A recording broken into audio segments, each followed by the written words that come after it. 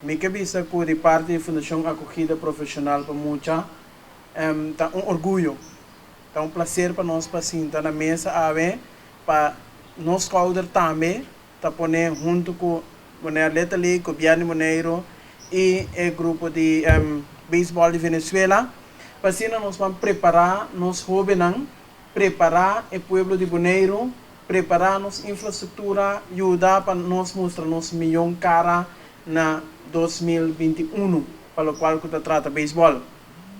Fundação Acolhida Profissional para muita da fundação que está existia agora mais de 5 anos acaba a começar em princípio para dar acolhida na muita na zero até 4 anos para dar modelo de acolhida aí.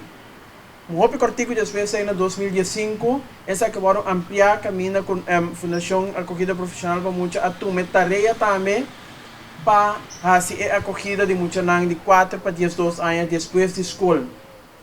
Tarefa que nós tomamos com roupa seriedade para nós mesmos mirando que netamente em não botar caminho com o apoio de muito desenvolvimento socialmente, cognitivamente, deportivamente, emocionalmente e a ver nós mira com de esse minha que nós sempre aquele tempo preparando nós mesmos para poder man a ver e man está disponível para Bonaire Lettering e governo de Bonaire. Nós queremos ter o potencial de nós muchanan.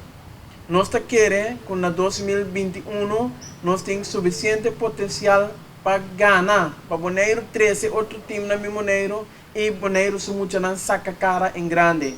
E nós ponemos nos calder para esse aí por suceder na tua maneira que está disponível a nós. Me que agradeci de coração Bonaire Lettering para permitir nossa parte do projeto aqui.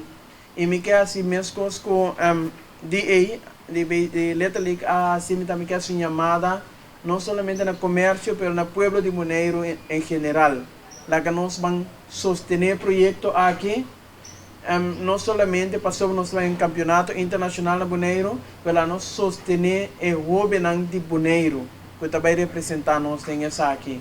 Lá que nós vamos só para nos cuidar em sentido de emocionalmente, socialmente, se você pode dar man para não vai milhão na escola, assim esse aí, para assim não porta jovem forte na 2021 para sacar nos cara.